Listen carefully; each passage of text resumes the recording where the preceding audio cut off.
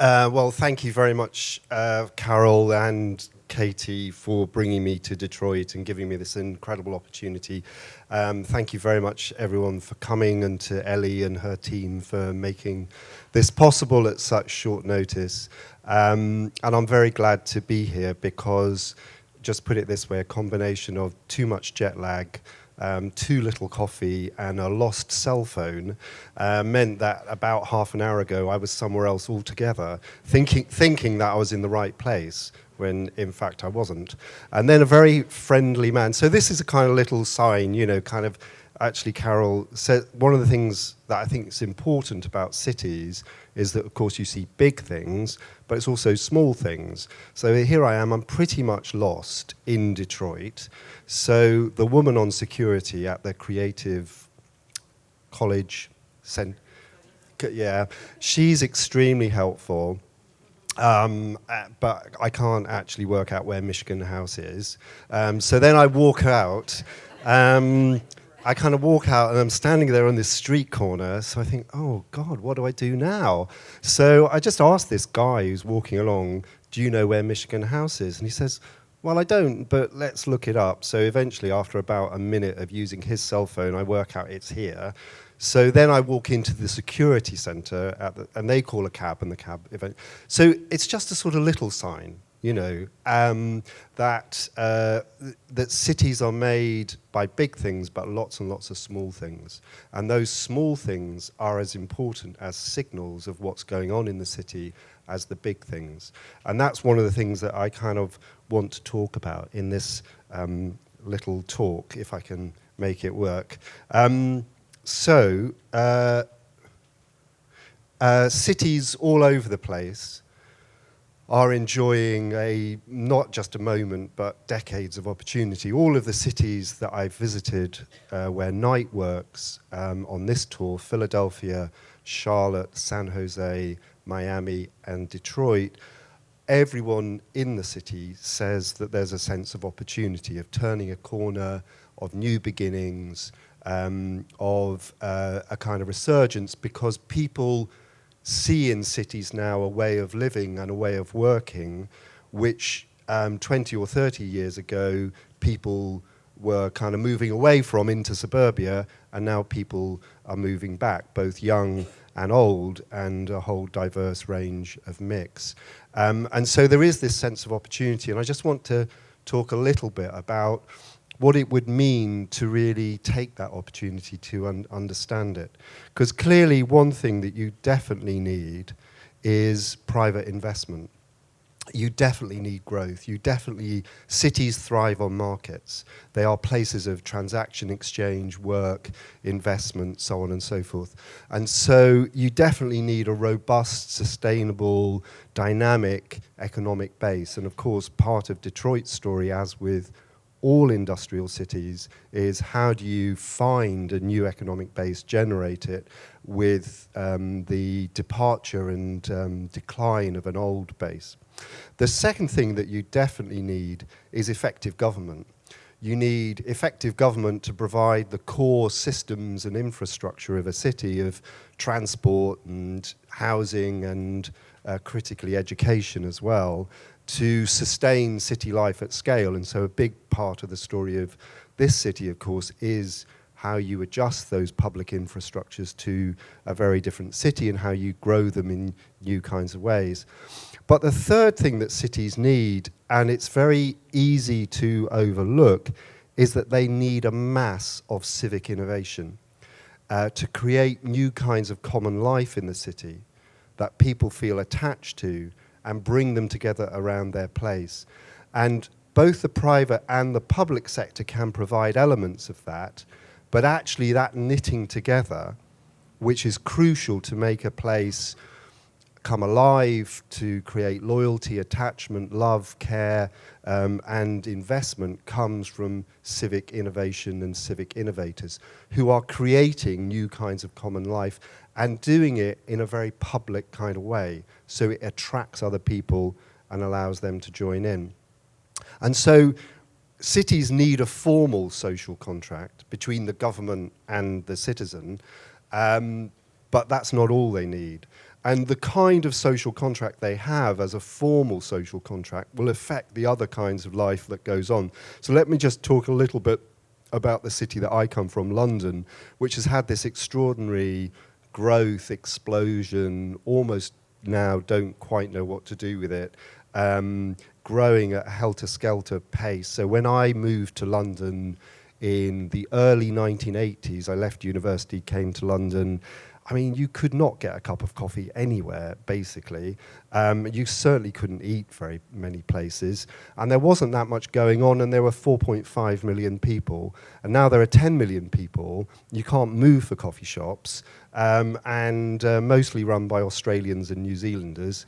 And, you know, you can get Korean street food in any number of places, you know, in London. And it's both incredibly dynamic, cosmopolitan, open, but it also has enough systems to make it work. And some of that comes from, you know, the government, embodied by our mayor, Boris.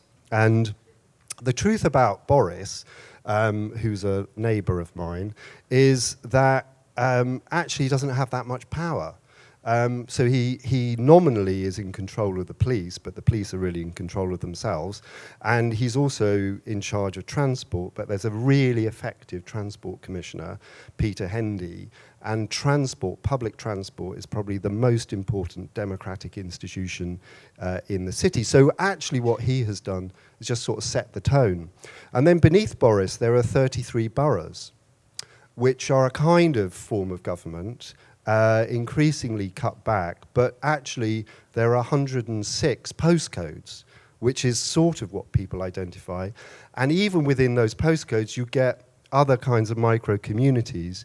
So everyone in London has a kind of hyphenated identity. They're not just from London, they're from Stoke Newington or Tottenham or Highbury or Bounds Green or where have you. And so London is in effect a kind of patchwork. And because it's a patchwork, actually then the second kind of social contract, which is the social contract between citizens, is incredibly important.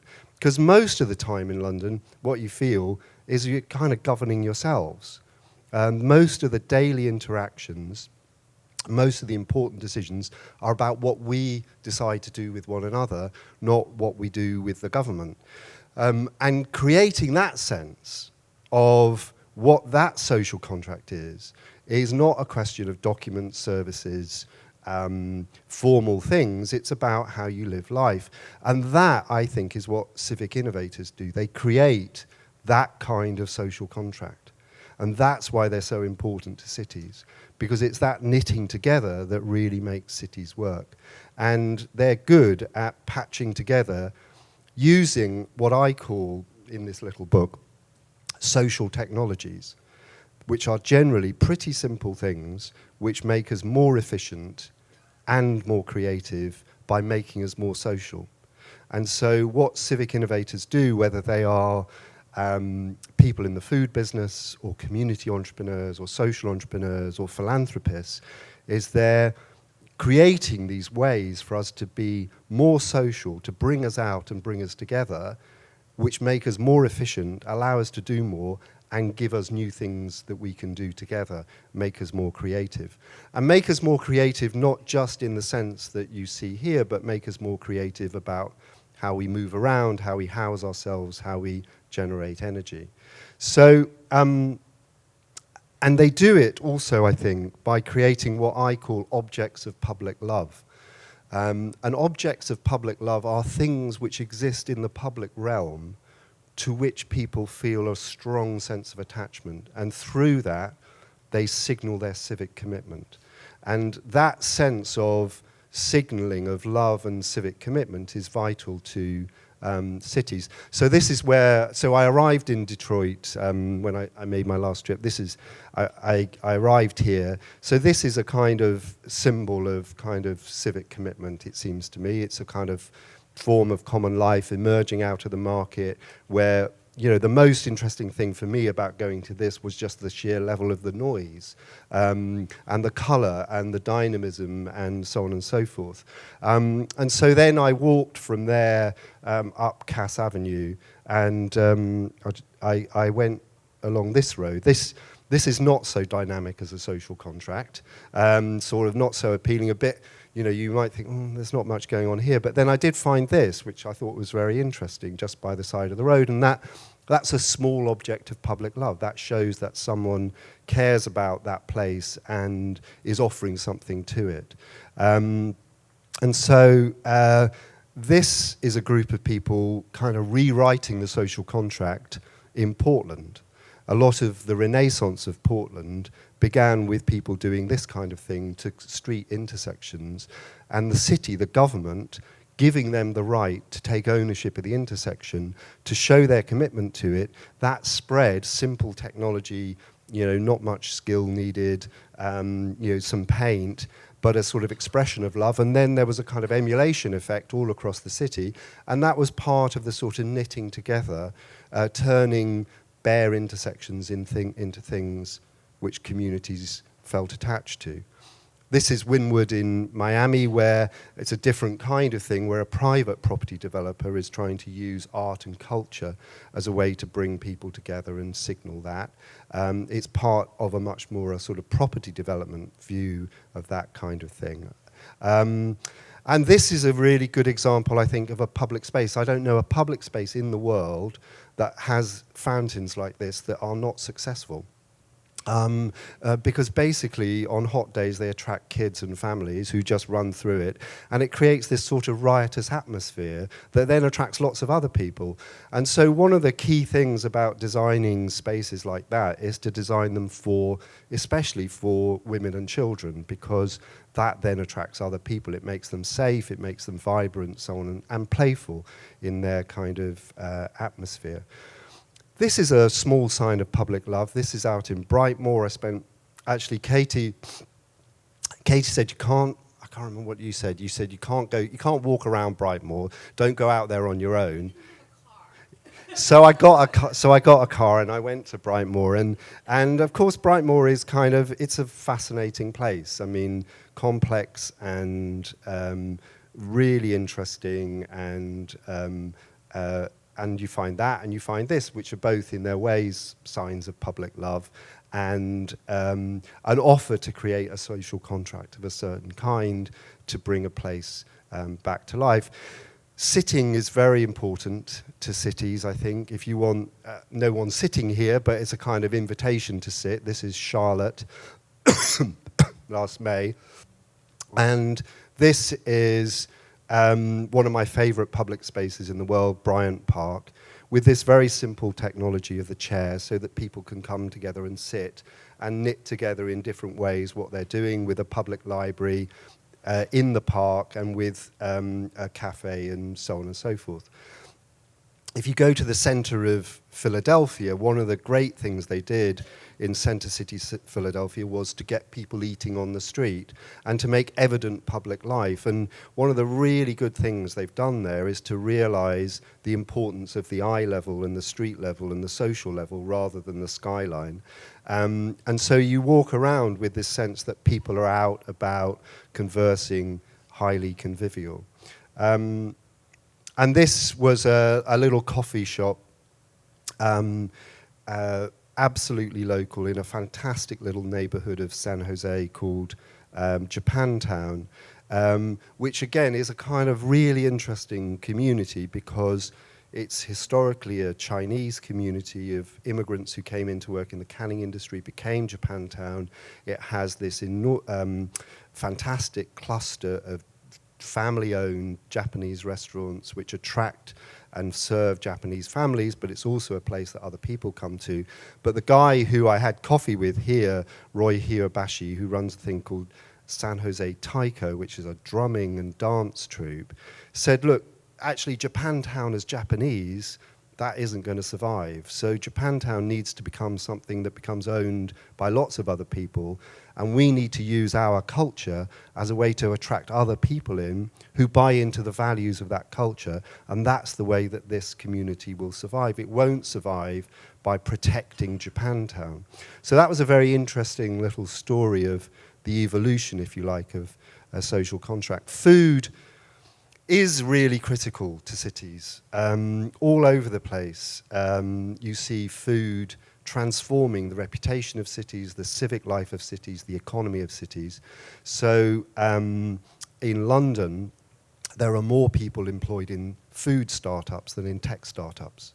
And actually, food startups are as important to the economic life of the city because they attract people, they create that conviviality and social interaction of all kinds. So this isn't everyone's kind of cup of tea, but it's just a signal of what's happening. As in, if you go to Philadelphia, there's an avenue called East Passyunk Avenue, which is full of restaurants, which is kind of, there's no food ministry in Philadelphia.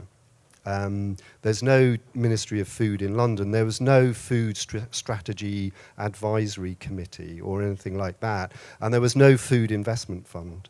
But actually, food has rebranded London in more effective ways than virtually anything else. If you go to Copenhagen, or virtually all of Copenhagen, one of the most important things that has rebranded Copenhagen is a restaurant called Noma.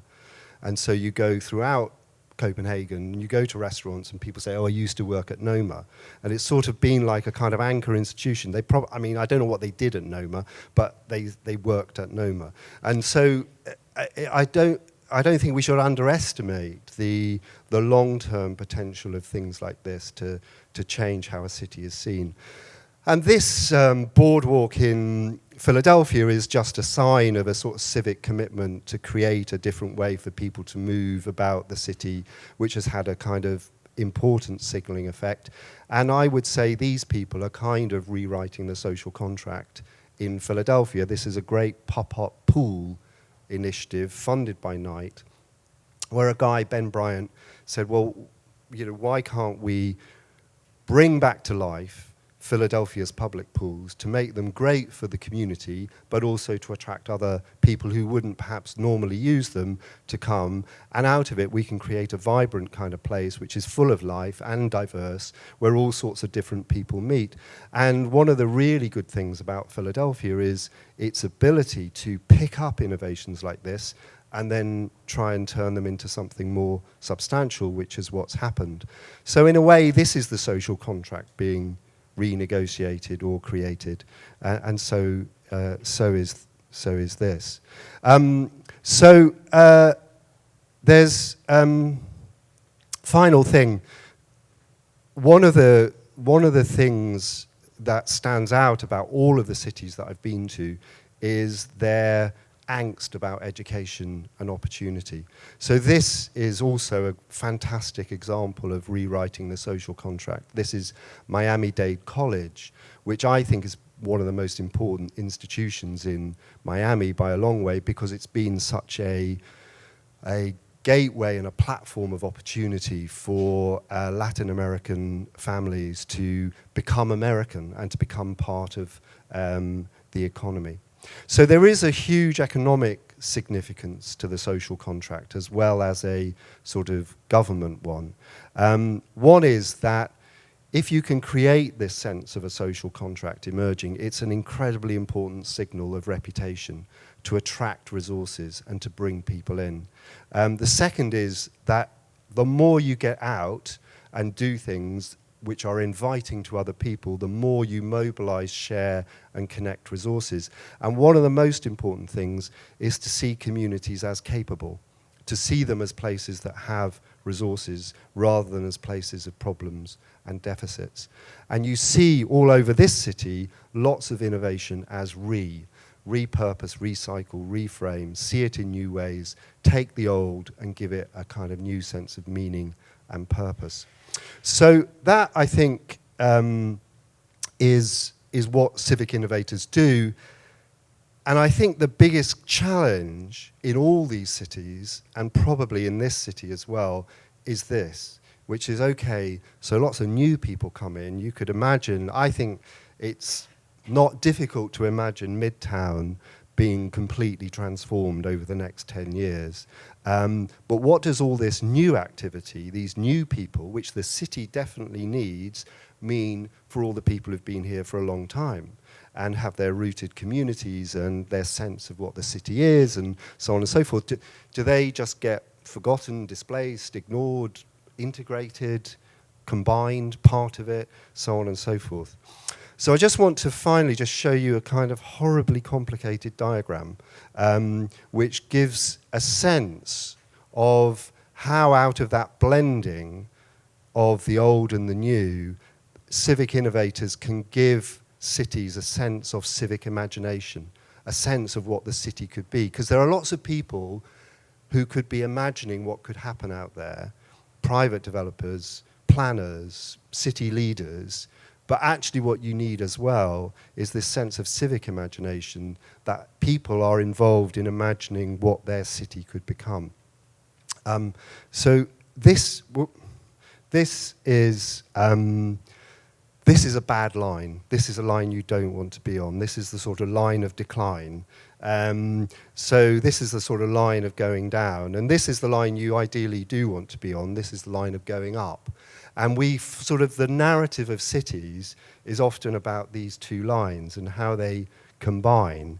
And one narrative is, well, cities in decline need this green line of growth to resurge.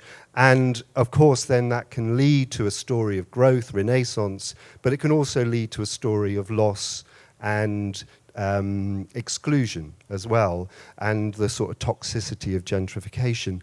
And one of the things that I think cities desperately need is a new set of narratives, or a wider set of narratives about what the city could become. So it's not just an either or, because often this sort of simple story that, if you're declining, you need this new growth, and the new growth comes with all sorts of effects on the job market and the housing market and so on and so forth. And actually what happens, in my experience, with a lot of innovation and a lot of cities, is that actually the most interesting places are here. It's where the old and the new kind of meet. And that there is lots of energy still often in the old, lots of capability and lots of assets. And actually there's lots of uncertainty in the new. And it's where they meet, where they get combined, that all sorts of new things can come out. And I think that there are civic innovators who are definitely working on the red line. They're trying to help communities which are feeling on the way down and disinvested, and there are definitely innovators on the green line. But one of the most important places where they meet is in the middle there. And actually, if you want to be there, this is kind of, sorry, I've gone out of, this is kind of what it looks like. And my feeling is that civic innovators sort of set that kind of thing up. That is what life has to feel like. And often if you're innovating, that is what life feels like. I mean, you don't want to sort of be on an ironing board, kind of, sort of creasing, kind of getting rid of the creases. You want to be in the middle of this, all tumbled up in a sense. And what cities need are more washing machines. They need places where things get mixed up in these new and creative ways. So out of that, I think, comes this. It comes a much wider set of possibilities about what the city could be. It's not just the green line against the red line. Actually, there's a whole set of hybrid, combined, different, mixed recipes of what the city could be. And that, I think, is what cities need. And I think that's part of what you see in Detroit emerging, is more of those mixes, where those different ideas combine in new and interesting ways to create different sense of possibility of what the city could be. Thinking, as Katie said, about the future, being pulled by the future, because in a way, the most important place to be is obviously to be in here, but is also to be out here, is to be thinking about the city from the perspective of its future, to give it a sense of imagination about what it could be. And that, I think, is a real, I'm hugely impressed by what I've seen in Detroit and by what's going on here. And I think that there is an incredible story going to unfold here. But it will only unfold in a creative way if there are this cadre, this group, this community of civic innovators who help piece it together from the bottom up as well as from the top down. Thank you.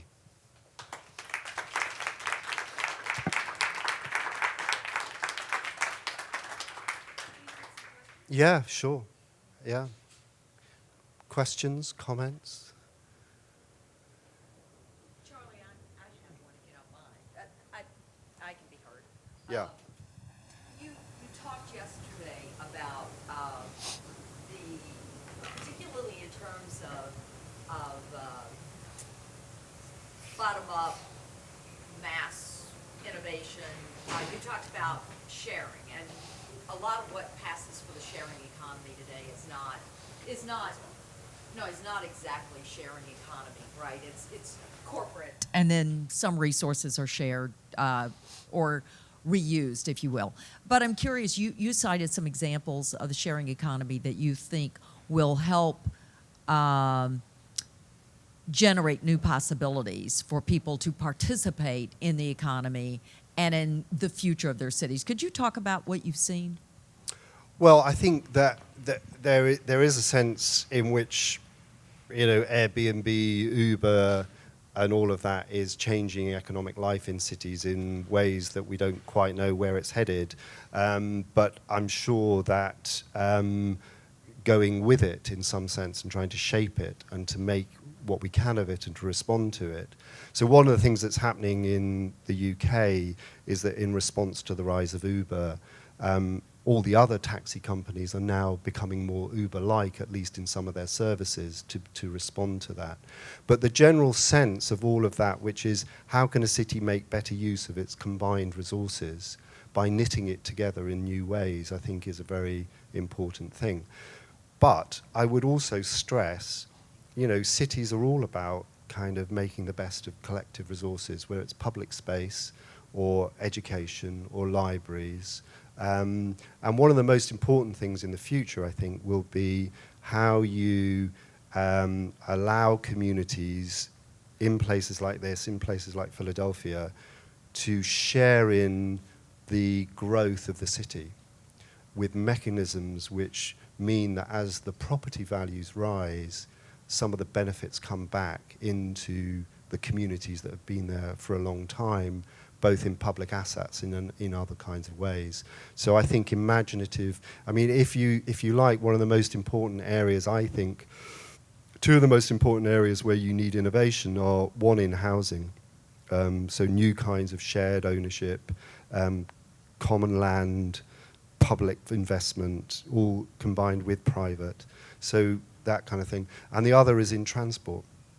So we know that it's very expensive to develop heavy-duty public transport systems, but the whole future of the car, if you think about this, basically, when you listen to Henry Ford speak, basically he thinks that in a way the old car industry is sort of on that red line and the new car industry needs to be on the green line, and it needs to be some hybrid combination of that, which is driverless cars, car sharing, urban mobility, a new way of thinking about the mobility of the city.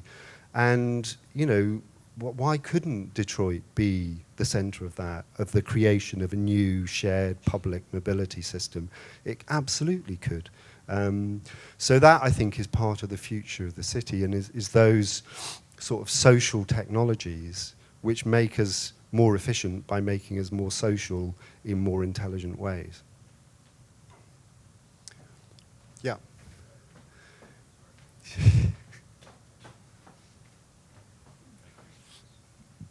One of the characteristics of Detroit is the size of its geography. So for you to get to Brightmoor was probably a 20-minute exercise in a car. Where have you seen other large cities, stimulate innovation, and where have you seen people do that successfully versus competing for the resources in the different parts of town? Right. Well, I think, yeah, that is a really, of course, hugely distinctive thing about Detroit, and is going to be part of what remakes the city, because cities traditionally need density in order to be creative. And so you've got to combine somehow density with dispersion. And so I don't know what kind of geography you could imagine emerging, but it would have to be highly networked in some kind of way, with lots of local identity, but also lots of interaction, and lots of creative use of the large spaces in between. So that's why I think Detroit has to be a city of a kind that no one else has ever invented, really. You can't imagine a sort of like a European model city other than in certain bits of it. So that's the challenge and the opportunity. But actually, if you go to Charlotte, Charlotte is quite a dispersed city. There are large parts of Charlotte which it's very wooded, it's very green. So there probably are some sorts of models. And what you find in Charlotte is the local identity of areas is incredibly powerful compared to the identity of the city as a whole.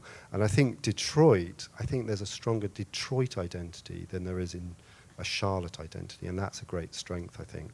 And what I sense here, I mean, will be an interesting question. So the question of what a Londoner is a really interesting question now, because 30 years ago, you would have said a Londoner was someone born in London. And 50 years ago, you'd have probably said a Londoner was someone born in a particular bit of London. Now, I think a Londoner is someone who comes to London because they believe in the idea of London. And I wonder if in Detroit, in 10 or 15 or 20 years' time, someone in Detroit is someone who believes in the idea of Detroit, whatever that comes to mean. And there will be a kind of evolution of that kind of identity, I guess.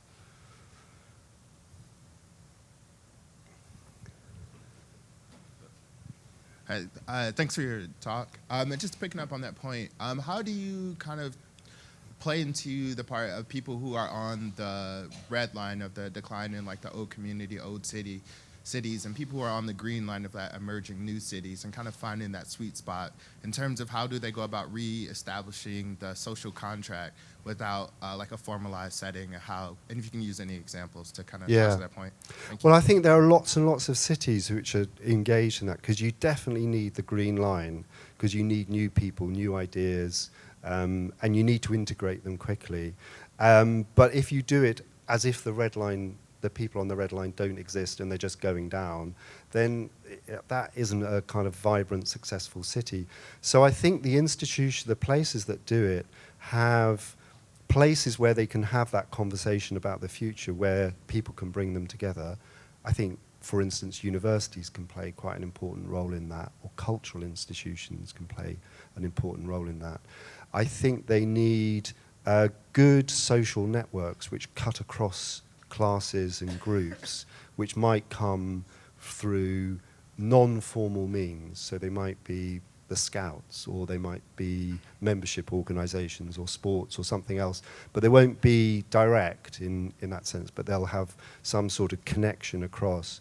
And I think you build sort of you have to sort of work at it deliberately with public investment to create institutions, places, and programs which give people a sense that they are part of the new story of the city.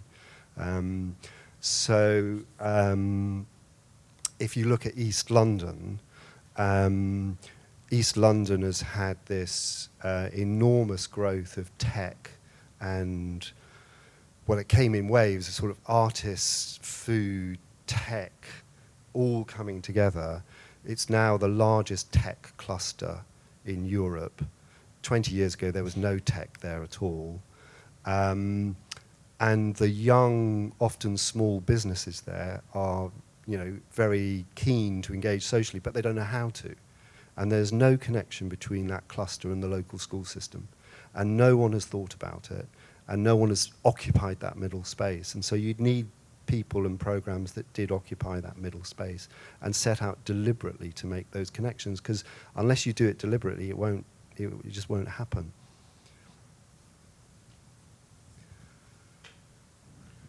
Good morning. Hi. Thank you for your time. I'm Thank Fashawn Vega with Bottega Art Campus in Gold, Detroit.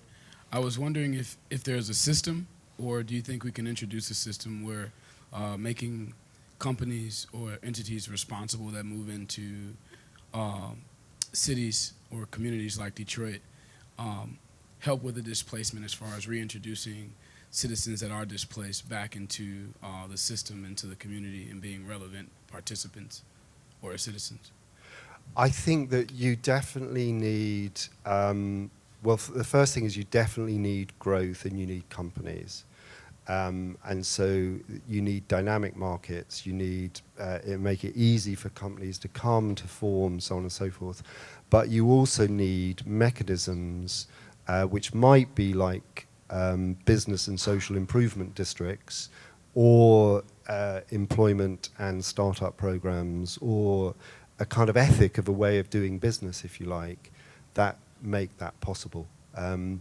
Otherwise, I mean, in East London, too much of the time, I kind of think that creative businesses use inner city blight as a kind of interesting backdrop to their creative business in a way.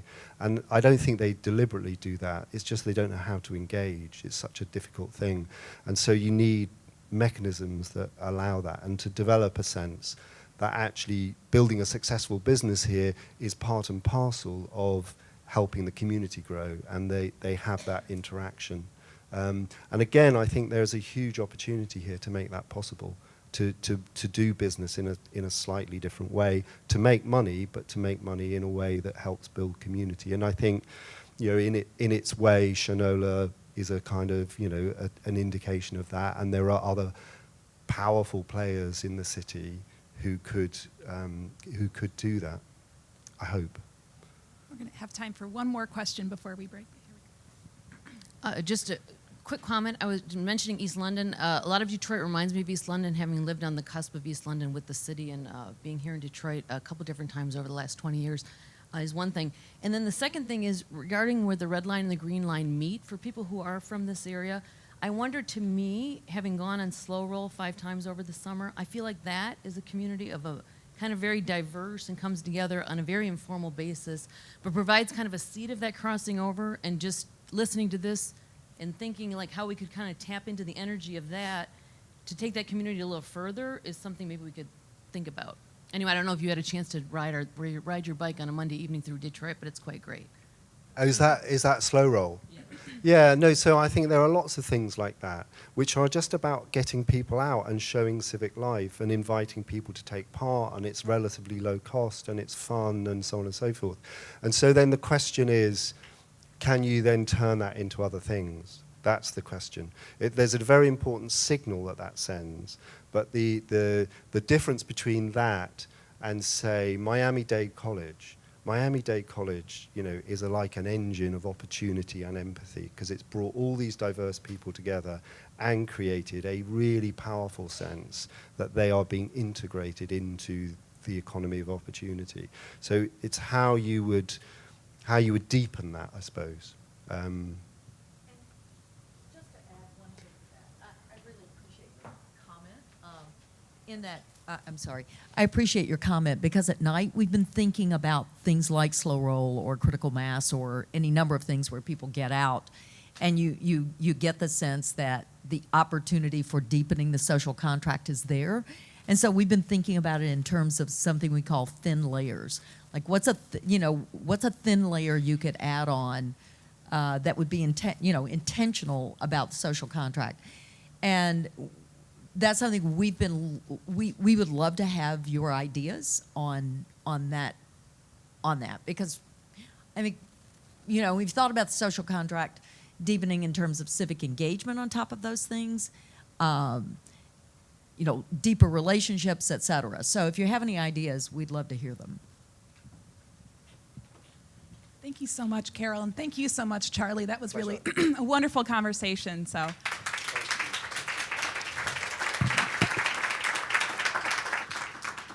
Thank you very much. So, of course, I hope that you all can stick around for a little while for some informal conversation. We have lots of food and coffee left, and we hope that you'll take a copy of Charlie's book on your way out. So thank you, and have a wonderful morning.